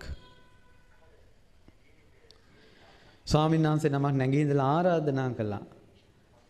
පින්වත් මහණෙනි, තාමත් ඈත සසරේ මේ ආනන්ද සක්විති රජ කෙනෙක් වෙලා හිටියා. පින්වත් මහණෙනි, ඒ කාලේ රජ කෙනෙකුට පුතාලා දෙන්නෙක් හිටියා. කලිඟු, මහා කලිඟු, කුඩා කලිඟු කියලා, සුළු කලිඟු. නේමිත්ත පාඨකයෝ කිව්වා මේ පොඩි මල්ලිගේ පුතෙක් සක්විති රජ වෙනවා කියලා. ඊට පස්සේ රජ වුණේ ලොකු මේ කලිඟු රජුරෝ. සුළු කලිඟු රජුරෝ, මේ කාලිංග රජුරෝ හරි මාන්නෙන් හිටියා මගේ පුතෙක් රජ වෙනවා කියලා. මෙයන් කතාව වැඩි නිසා රජුරෝ අණ කළා මෙයාව හිරබාරයට ගන්න. හිතවත් ඇමති කෙනෙක් ගිහිල්ලා කිව්වා දැන් ඔන්න ඔබ හිරබාරයට ගන්න අණ කළා, ඉක්මනට පැනලා යන්න. අර සුළු කාලිංග කුමාරයා රටෙන් පැනලා ගිහිල්ලා කැලේකට ගියා. මధుරට සාගතනවල ලස්සන රාජකුමාරිකාවක් හිටියා. නේමිත්ත පාඨකයෝ කිව්වා මේ කුමාරිකාවගේ පුතේ සක්විති රජ වෙනවා කියලා. මේ කුමාරිකාවගේ පුතා සක්විති රජ වෙනවා කියලා ආරංචියට සෑම රාජ්‍යයකින්ම අසුම්පත් වෙවුවා මේ කුමාරිකාව විවාහ කරගන්න. යුද්ධයක්. මහරජුගේ බිසවුන් වහන්සේ කුමාරිකාවයි මාලිගාවෙන් පැනලා ගිහලා කැලේට ගියා. කැලේ මුදුනේ පොඩි කුටි සෙනසුනක් හදාගෙන ඉන්නවා. වනපත් මුල් පල කාලා. මේ අම්මයි තාත්තයි පන්සලේ බණ භාවනා කරනවා, පළතුරු ගේනවා. මේ කෙල්ලා ගඟ අයිනෙන් අඹ ගහක් උඩ නැගලා හැමදාම සින්දු කිය ඉන්නවා. ඊට පස්සේ නිකන් ඉන්න ගමන් කැලේ වැල් වලට මල් ගොතලා මල් මාලයක් හදා කලේ කරේ පැලඳගෙන වන කුමාරිකාවක් වන දෙව්දුවක් වගේ ඉන්නේ. දවසක් අඹ ගහේ ඔහොම ඉන්නකොට අර මල් මාලේ වතුරට වැටුණා. ඒ වතුරේ ගහගෙන ඇවිල්ලා පල්ලහැ ගඟේ පහළ නානවා අර කුමාරයා. කුමාරයා වතුරේ බිලා උඩට එනකොට අර මල් මාලේ කරට වැටුණා. චිත්‍රපටයක් වගේනේ. ඇත්තටම වෙන දේවල්. ඊට පස්සේ දැන් මේ කුමාරයා බැලුවා මේක ලස්සනට ගොතලා තියෙනවා. සාමාන්‍ය මල් මාලා ලස්සනට ගොතන්න දක්ෂ කවුද? ඔන්න ඔයාලට ලකුණු ටික. ඊට පස්සේ ඔන්න හොයාගෙන ගියා. යනකොට සින්දු කිය ඉන්නවා ගහක් උඩ. කුමාරයාට බයයි මේ දේවතාවියක්ද? සිද්ධ විද්‍යාන්තරයේද? එහෙම නැත්නම් කවුද? ඊට පස්සේ කිව්වා මම. ඊට පස්සේ කිව්වා ගහෙන් බහින්න. බහින්නේ නැහැ කිව්වා මම රාජකුමාරිකාවක් කිව්වා. ඊට පස්සේ මෙයා කිව්වා මමත් රාජකුමාරයෙක් කිව්වා. එහෙනම් රාජ වංශයේ තියෙන රහස් කියන්නේ කිව්වා. රජවරු අතර තියෙන රාජ වංශී රහස්. ඒවා කිව්වා. දෙන්නම දැනගත රජවරු කියලා. දෙමව්පියෝ දෙන්න ළඟට ගිහිල්ලා මේ යන විවාහ කරලා දුන්නා. ඔන්න කුමාරයෙක් උපන්නා. කාලිංග කුමාරයා. ඊට පස්සේ දැන් ඔන මේ මහරජුරු මැරුණාට පස්සේ අහසෙන් දැනගත්ත රජුරු මැරිලා කියලා. ඒ කාලේ එක ශාස්ත්‍ර තිබිලා තියෙනවා. තාන්තක පුතාට දැන් ඔය දෙන්න මේ මොකද්ද මේ ඔබ යන්න දැන් අහවල් රාජ්‍යයට කියලා අර පොඩි පුතා යවුවා. යාට අහසින් යන්න පුළුවන් තපස් රැකලා තියෙනවා. ගිහිලා අහවල් ඇමතිතුමා ළඟට ගිහිලා මෙන්න මේ කඩුවයි මුද්දයි දෙන්න කිව්වා. කඩුවයි මුද්දයි දුන්නා. රාජකුමාරයා බව දැනගත්තා. රජ කළා. සක්විතිවත් පිරුවා. උපෝසත දවසේ සිල් සමාදන් වෙලා උඩුමහන්තලේ ඉන්නකොට චක්‍ර ලක්ෂණය පහළ වුණා. මාණික්කය.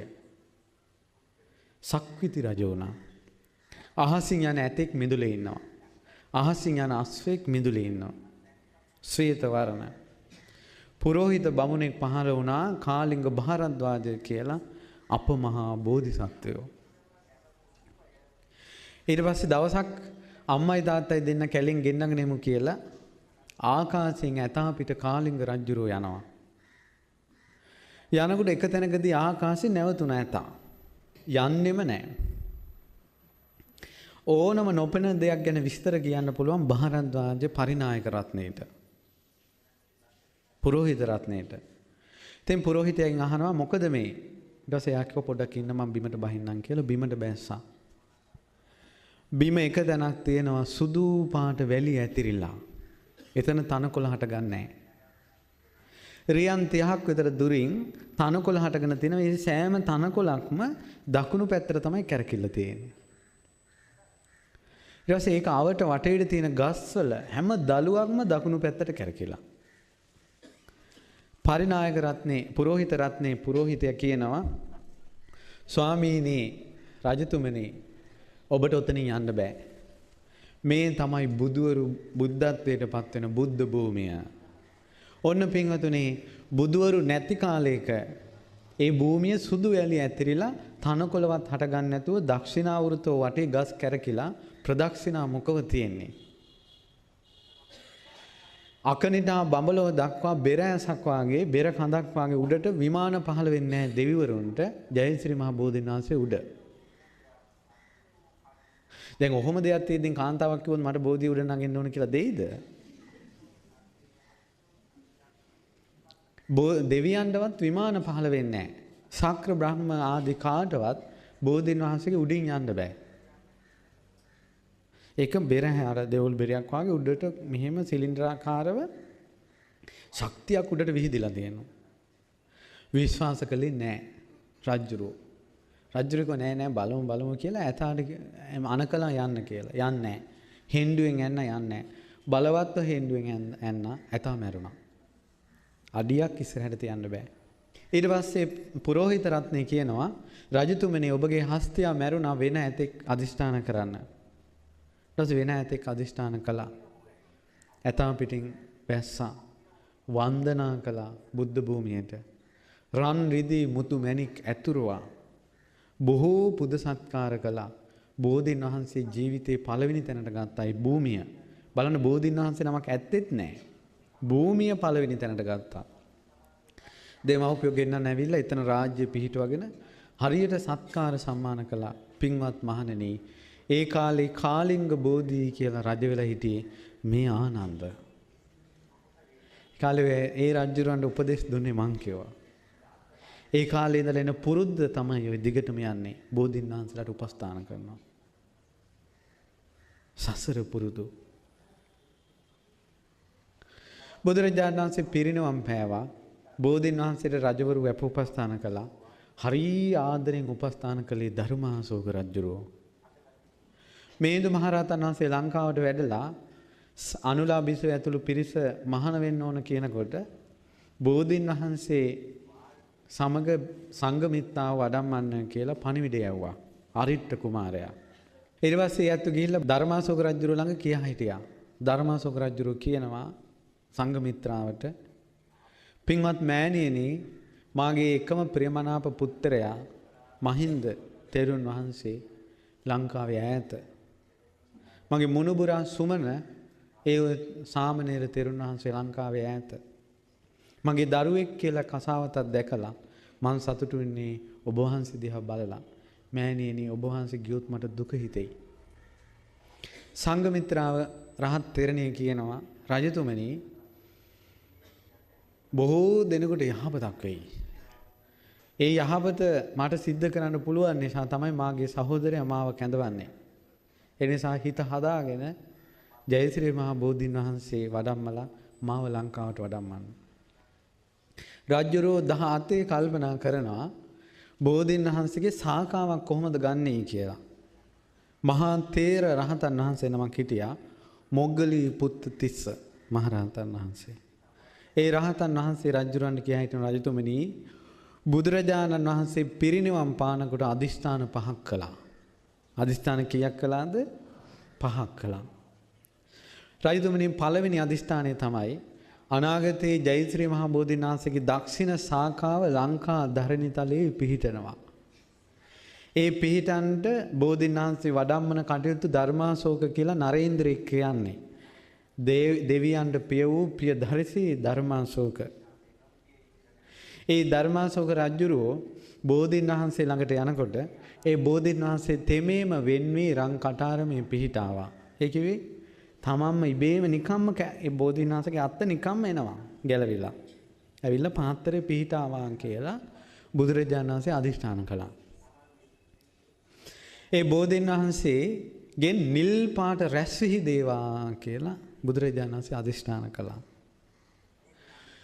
ඒ බෝධීන් වහන්සේ වලා ගැබ අතර දවස් 7ක් නොපෙනී තිබේවා කියලා බුදුරජාණන් වහන්සේ අධිෂ්ඨාන කළා. දැන් අධිෂ්ඨාන කීයද ඔක්කොම?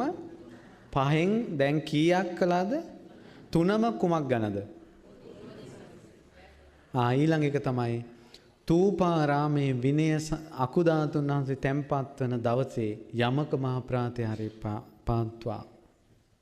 5 වෙනි එක තමයි රුවන්වැලි මහසෑය ධාතු නිදන් වන දවසේ බුද්ධ ශ්‍රී දේහය මැවි යමක ප්‍රාතිහාර්ය පාත්වා. මේ පහම කොහෙට සම්බන්ධයිද?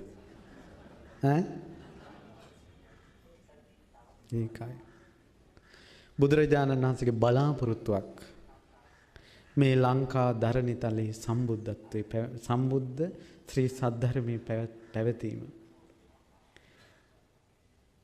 ඒකේ හවුල්කාරයෝ වෙන්න, ශාසනය පැවැත්මට උදව් කරන්න, වචනයකින් හරි අංශු මාත්‍රයකින් හරි කිස් ගහක ප්‍රමාණයකින් හරි ශාසනයේ පැවැත්මට මහන්සි වෙන්න. ඒක බුදුරජාණන් වහන්සේගේ අධිෂ්ඨානයක් අපි සඵල කරනවා. හවුල්කාරයෝ වෙනවා. පැහැදිලි නේද? ඒකයි. ඔහේ නිකන් කාලා බිලා ඔහේ ඉන්න එපා. මම දැක්ක අර ඉස්සර රාජ කාලයක ලියලා තියෙන පොතක තියෙනවා අනිත් අයට සිතක් නැත්තම් දිව්‍ය ලෝකෙත් එපා. අන් අයට යහපතක් වෙනවා නම් අපාය හරහා හරි යනවා කියලා තියෙනවා. ඒතර තවත් කෙනෙකුට යහපත සලසන්න කොච්චර හැඟීමක්. ඒ නිසා එක්කෝ Tamande යහපතක් වෙන්න ඕන නැත්නම් අනිත් අයට යහපතක් වෙන්න ඕන. ශාසනය වෙනුවෙන් Taman කරපු දෙයක් තියෙන්න ඕන. නිකන් ඔහේ නම් ඉන්න හදන්න එපා. ඊට පස්සේ රාජ්‍යරෝ සන්තෝසයි. බෝධීන් වහන්සේ ළඟට ගිහිල්ලා වන්දනා කළා. බෝධීන් වහන්සේගේ වටේ රන් සලුවක් පළඳුවා. පළඳලා ඈතට වෙලා වැඳගෙන ඉන්නකොට පින්වතුනි බෝධීන් වහන්සේ අතුරුදහන් වෙලා දක්ෂිණ ශාඛාව විතරක් පේන්න පටන් ගත්තා. ඒතර ලංකාවට බෝධීන් මෙන්න මේ ශාඛාවයි සුදුසු කියලා ඉරිදීමයි පෙනුනේ. රාජ්‍යරෝ නෙවෙයි තීරණය කළේ. සියලු බෝධි අතුරුදහන් වෙලා දක්ෂිණ ශාඛාව විතරක් පේන්න පටන් ගත්තා. රජතුමා සාදුකාර දුන්නා. කඳුළු සලසලා සාදුකාර පවත්තලා බෝධීන් වහන්සේගේ ශාඛාව තියෙන තැනට රත්තරන් ඉනිමගක් හැදුවා. මිනිමුතු වතුරලා ඒ ශාඛාව ළඟටම යනකොට පුංචි ළමයෙක් එනවා විස්මාරු කරගෙන විස්කම් දෙව්පුතු පාත්‍රයක් හදනවා. රජතුමනි මං බෝධීන් වහන්සේ වඩා හින්දාන්ට භාජනයක් හදන්න කිව්වා. රත්තරම් පිටක් අරන් මෙහෙම කරකවනවා. කරකවල මැදට අත දාපු ගමන් නිකම්ම පාත්‍රයක් හැදුණා. සිදුරු තියෙනවා. විස්කන්දේව් රජුරෝ මවපු රම් පාත්‍රය අනුරාධපුර උඩමාළුවේ අදටත් තියෙනවා. ඊට පස්සේ රජතුමා රත්තරන් නූලක් අරන් ඒ නූල ගැට ගැහුවා අර දක්ෂිණ ශාඛාවේ පේන අවසාන තැන. ඊට පස්සේ රන් සිරියල් වලින් රේඛා 9ක් ඇඳා අඟල් 3න් 3ට බෝධිය එතන ඉඳලා. ගෞතම බුද්ධ ශාසනයේ ශ්‍රී ලංකා ධරණිතලයේ පිහිටනවා නම් මේ බෝධීන් වහන්සේ ශ්‍රී ලංකාව වෙනුවෙන්ම වෙන් වෙච්ච එකක් නම් ලංකා ධරණිතලයේ මගේ ශ්‍රද්ධාව සත්‍ය නම් බෝධීන් වහන්සේ තෙමේම වෙන් වේවා කියනකොට බෝධීන් වහන්සේ ශාඛාව වෙන් වුණා. රැස් විහිදෙනවා නිල් පාට. තේරුණානේ? රැස් විහිදෙනවා. රැස් විහිදලා ඒ බෝධීන් වහන්සේ රං කටාරමේ පිහිටනවා. පිහිටලා අර මුල් රේඛා 9ක් ඇඳා නේද? පළවෙනියට වැඳපු රේඛාවෙන් දිග මුල් ආවා. ඊළඟට ඊට අඩුවෙන් එහෙම මුල් අඩුවෙන් ඇවිල්ලා 9 වෙනි එකෙන් කිරි මුල් ආවා. පාත්‍රේ පිහිටියා. ධර්මාශෝක රජුරෝ දඹදිව ධරණී තලය මිහි තලය මුළු ජම්බු දීපේම 3 වතාවක් පූජා කරනවා. කාටද? අනුරාධපුර උඩමාළුවේ වැඩ ඉන්න බෝධීන් වහන්සේ දඹදිව භූමියේ රජුරෝ පවරලා දීලා තියෙනවා. ඊට පස්සේ ආකාශයට පැන නැංග පාත්‍රෙත් එක්කම විශාල වලාකුළක් ඇවිල්ලා අහසේ වැහුණා. දවස් 7ක් පේන්නේ නැහැ. සියලු ආභරණ ගලවලා රජ්ජුරුව දොරටු පාන සුදු පාට රෙද්දක් සිල් ගත්තා වගේ දාගෙන කඩුවක් අතට ඇරන් අර භූමිය වටේ කැරකි කැරකි දවස් 7ක් හිටියා ධර්මාශෝක රජුරෝ. මේ මිනි මරලා ලේ උඩින් හිටපු චණ්ඩාශෝක. ධර්මාශෝක රජුරෝ ගැන අපි දන්නේ අල්ප මාත්‍රයක්. එතුමාගේ ශ්‍රද්ධාව. ධර්මාශෝක චරිතය ඉගෙන ගත්තොත් පුදුම ප්‍රේමයක් හට ගන්නවා ඒ රජුරෝ ගැන. පුදුම කෙනෙක් කියලා. ඊට පස්සේ ඒ ධර්මාශෝක රජුරෝ බෝධීන් වහන්සේ වඩම්මගෙන ඉස්සලා සාංචියට වඩිනවා. සාංචි ඉඳලා තමයි නැවට වඩම්මන්නේ.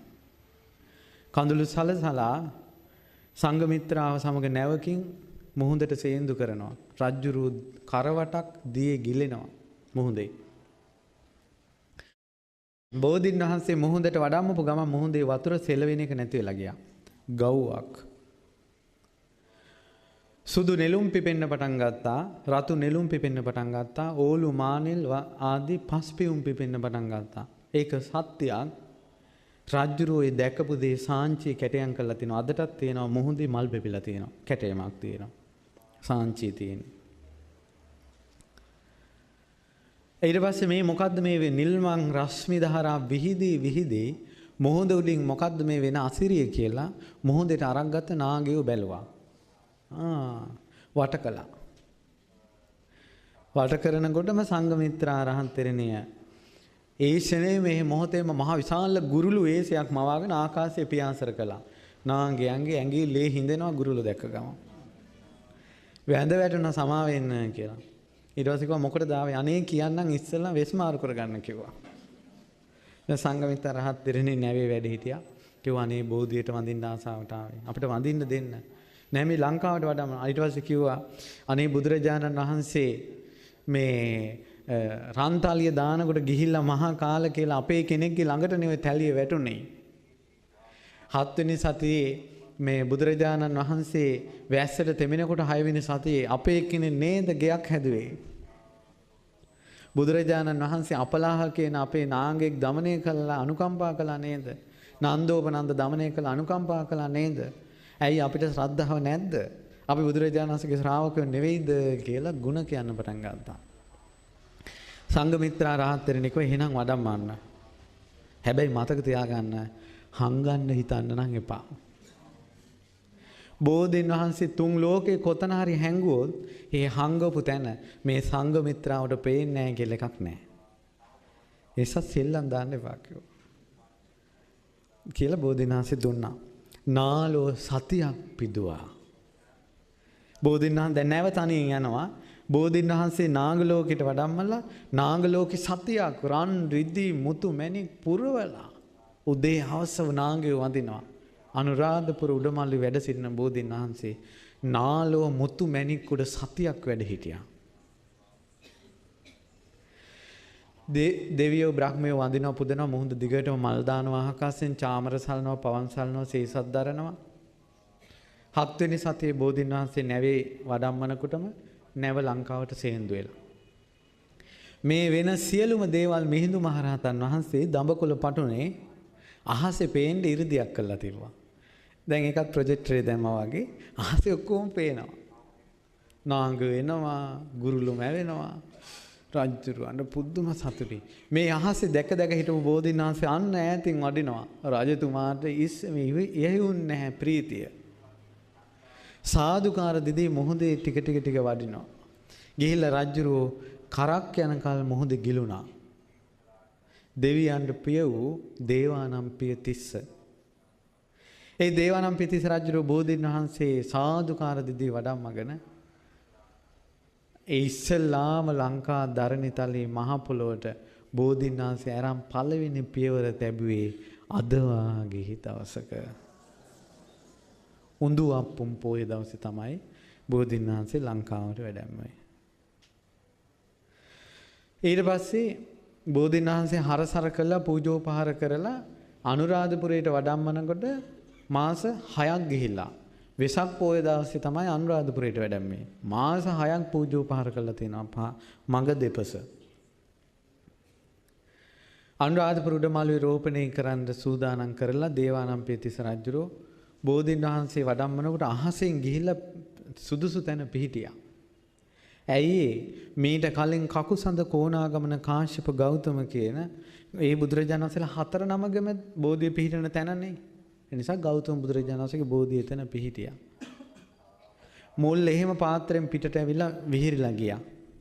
විශාල වලාකුලක් ඇවිල්ලා බෝධිය පේන්නේ නැතුව ගියා. දෙවියන් ප්‍රිය වූ තිස්ස දේවානම්පියතිස්ස රජුරෝ දවස් 3ක් සුදු පාට වස්ත්‍රය ඇඳලා රාජ්‍ය ආභරණ බෝධීන් වහන්සේ ළඟ තියලා කඩුවක් කරන් බෝධිය වටේ සක්මන් කරලා තිනවා. දවස් 3ක් රටේ රජුරෝ කොහොම ශ්‍රද්ධාවන්තද අපිට හිතෙන්නේවත් නැහැ. හැබැයි හිතෙන්නේ නැහැ කියලා කතාවක් නැහැ. දැන් මට මතකයි අපිට ළමයි කීප දෙනෙක් මුණ ගැහුණා. දැන් ඔය මට මතකයි ඔය කන්තලේ බෝධි රෝපණය කරන දවසේ ළමයි දෙන්නේ 3 දෙනෙක් උදේ පාන්දර දැන් බෝධි උදේ පාන්දර රෝපණය කරන්නේ මේ උදේ පාන්දර බෝධි රෝපණය කරලා ඇවිල්ලා මට වැඳලා පින් දුන්නා. ඊට පස්සේ මං ඇහුවා ඇයි කියලා. ස්වාමිනී ඊයේ රාත්‍රී එළි වෙනකල් මේ කඩුවක් අරන් මම ප්‍රදක්ෂිනා කළා බෝධි වටේ. තව එක්කෙනෙක් රෑ එළි වෙනකල් චාමර අරන් පවන් සලසලා බෝධිනාංශේ වටේ ගියා. ඒතර ඒ ළමයිට හිතිලා නේ. එහෙනම් එවැනි පුණ්‍ය සංස්කාර තියෙන අයත් ඉන්නවා. රජ්ජුරෝ දවස් 3ක් කළා. හැබැයි ඉතින් බෝධිවංශය දැනගන්න ඕන. එතකොට තමයි තේරෙන්නේ. ඔය කෙටි කරලා කියන්නේ. අතිශෝක්තියෙන් කරුණ විස්තර කර කිව්වනම් ඒ අංශිරිය අපිට දරා ගන්න බෑ. ඊට පස්සේ පින්වතුනි ඒ බෝධීන් වහන්සේ දවස් 3න් මෑත් වෙලා විශාල වෘක්ෂයක් මම හිතේ රියන් 10ක් විතර මම මතක නැහැ. විශාල බෝධීන් වහන්සේ නමක් දැන් පේනවා. ඒ බෝධීන් වහන්සේ ළඟ 18 කුලයක ඇත්තෝ උපස්ථාන කළා. බෝධියේ පිරලයක් හැදුණු ගලවන්න වෙනම කුලයක් ඉන්නවා. දුම් අල්ලන්න වෙනම කුලයක් ඉන්නවා. අලි එලවන්න වෙනම කුලයක් ඉන්නවා. අලි එලවන්න ගින්දර ගහන්න දර ගේන කට්ටිය වෙනම ඉන්නවා. ඇයි දරමිටි පෙරහැරද මොකක්ද එකක් කියලා එකක් තියෙනව නේද? දන්නේ නැද්ද? ඔක ලංකාවේ තියෙන්නේ. ඔයාලා දන්නේ නැත්ද ඇති. අයර තියෙන්නේ මේ දරමිටි කැඩුවා රෑනිදි මැරුවා කියලා ওই කවි කියලා තියෙන මිනිස්සු. එහෙම දරමිටි අරන් අදටත් කතරගම ඉඳලා පහගමනින් එනවා. ඊට පස්සේ අලි එලවන්න වෙනම කට්ටියක්, දුම් අල්ලන්න වෙනම කට්ටියක්, පුන් කලස් තියන්න වෙනම කට්ටියක්. වෙනම කුල 18ක්. කොහොමද බෝධීන් වහන්සේගේ ආරක්ෂා? ඊට පස්සේ බෝධීන් වහන්සේ ප්‍රාත්‍යහාරය පාමින් වැඩ හිටියා. ලංකාවට ලෝකයට සෙත සැලසුවා. රජවරු බෝධීන් වහන්සේ ළඟ වැඳ වැටුණා. දේවානම්පියතිස්ස රජුරෝ ලංකාව පූජා කළා ජයශ්‍රී මහ බෝධීන් වහන්සේට. ජයශ්‍රී මහ බෝධීන් වහන්සේ එලාරගේ අතටපත් වුණ නිසා තමයි දුර්ගැමුණු රජුරු යුද්ධ කරලා ඒ ජයශ්‍රී මහ බෝධීන් වහන්සේ බේරගත්තේ. එලාරගේ යටතේ තිබ්බ බෝධීන් වහන්සේ ඉතින් බෝධියට හානි කළේ නැහැ. ඇයි ඒ රටේ සිංහලයොත් හිටියා. සිංහලයොත් සේනාවට දාලා හිටියා. නමුත් රජුරෝ ප්ලෑන් කළා රෑට ගිහිල්ලා බෝධිය කපන්න ඕන කියලා. ඊට පස්සේ රෑට ගිහිල්ලා බෝධිය කපන්න ඕන කියලා සේනාව එවනකොට ඔය මේ දාලා හිටිය සේවකයන්ගේ අතරේ හොඳ සිංහල වීරයෙක් හිටියා. කවුද? නන්දි මිත්‍ර. එයා අංගම් පොර දන්නවා. ඒ කියන්නේ කෙනෙක් මරන්න පුළුවන් සද්දයක්වත් එන්නේ නැතුව. නිලවලට අනින හැටි දාන්නවා. එක කකුලක් පාගෙන අනෙක් කකුලින් ඇදලා මිනිස්සු ඉරලා දානවා. තරම් ශක්තියක් තියෙනවා. මෙයාලා හැංගිලා ඉඳලා අර එන සේනාව තප්පරෙන් විනාශ කරනවා. සිංහල මිනිස්සු. ඒගොල්ලන් බෝධි ප්‍රාකාරයෙන් එහා පැත්තට විසිව කරනවා. බෝධියට අධිග්‍රහිත දෙවියෝ මිනි අතුරුදහන් කරනවා. ඇත්ත කතාව. උදේ වෙනකොට සේනාව ගියාමයි හොදුවාවක් නැහැ. රජුරෝ බය වුණා. බෝධියට හානි කළේ නැහැ. ඊට පස්සේ මේ බෝධීන් වහන්සේ පැවතගෙන ආවා. ප්‍රාකාර බැමි හැදුවා. නොයේ කරදර විපත් ආවා. බෝධීන් වහන්සේ එක ස්වභාවික විපත් වලට ලක් වුණා. අතු කැඩුනා. නමුත් යම් හානියක් වෙනකොට ඊට කලින් අනාගතයට බෝධි අංකුරයක් හට ගන්නවා. උතුරු දේශයට ශාඛාව විහිදලා නැගෙනහිරට පැතිරිලා අදටත් උඩමළුවේ විජයශ්‍රී ජයශ්‍රී මහ බෝධීන් වහන්සේ වැඩ ඉන්නවා. ඕන කෙනෙකුට දැක බලා ගන්න පුළුවන්. ලංකා ධරණිතලයේ පූජා කරලා තියෙන නිසා පැරණි පොත්වල තියෙනවා ලැබෙන අස්වැන්නේ අග්‍ර භාගයෙන් කිරිහාර බෝධින්නාන්සේට පූජා කළේ නැත්තම් පවක් කියලා. ඉස්සර මිනිස්සු බෝධියට සත්කාර කළා. දුක් දුරු වෙනවා. ලෙඩ දුක් දුරු වෙනවා. යහපත සැලසෙනවා. කොයි තරම් සැප සැලසුණාද? බෝධින්නාන්සේලාට බාරහාර වෙලා කොයි තරම් මේ මව්වරු දරුවන් පැතුවාද? අනුරාධපුර බෝධින්නාන්සේ මේ ඉන්දියාවේ බෝධින්නාන්සේ අතුරුදහන් වුණා. තිස්සා රක්කිතා කියලා අසත්පුරුෂ ස්ත්‍රියාවක් ධර්මාශෝක රජුණන්ගේ බිරිඳ බෝධින්නාන්සේ මඩුකටු ගාලා විනාශ කළා. ආය බෝධිය හැදුනා. රජුරු ඒ දුකෙන්ම මැරුණේ. ධර්මාශෝක රජුරු ලෙඩ වුණේ බෝධිය මැරිච්ච දුකෙන්. සසංග කියලා රජ කෙනෙක් පස්සේ ආවා. එයත් සම්පූර්ණයෙන් ගලවුවා. ධර්මාශෝක රජුණන්ගේ මුණුබුරෙක් ආය සත්‍යක්‍රියා කළ බෝධින්නාන්සේ හටගත්තා. ඔහොම ආක්‍රමණ වලින් ගැලවිලා. දැන් ඉන්දියාවේ තියෙන්නේ බෝධින්වහන්සේගේ මුල් වලින් පැලවිච්ච පරම්පරා කිහිපයක බෝධින්වහන්සේ නමක්. විජයශ්‍රී ජයශ්‍රී බුදු වෙන මොහොතේ බුද්ධ අසිරිය දුටු බෝධින්වහන්සේ කොහෙද වැඩ ඉන්නේ? අනුරාධපුර උඩමළුවේ. විජයශ්‍රී ජයශ්‍රී මහා බෝධින්වහන්සේට নমස්කාර වේවා. ඉතින් ඒ නිසා ඒ බෝධින්වහන්සේගේ අනුභවය අපි කතා කළේ. ඒ බෝධින්වහන්සේගේ අනුහසෙන් දුක් දුරු වේවා. සියලු දෙනාට සියලු යහපත සැලසේවා කියන